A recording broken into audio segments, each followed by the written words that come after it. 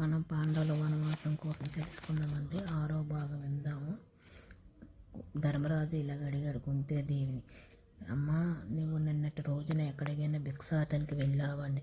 కానీ కుంతీదేవి లేదు నాయనా, నేను ఎక్కడికి వెళ్ళలేదంది. లేదు తల్లి, నిజం చెప్పు, అంతా నాకు తెలుసు.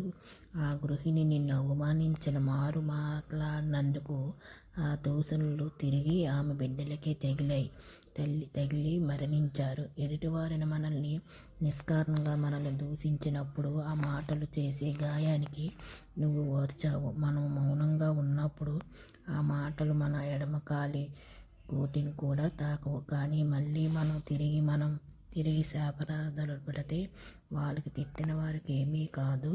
ఆ శాపనార్థాలు ఏమీ కాదు, చెల్లుకు చెల్లు. కానీ మౌనంగా నువ్వు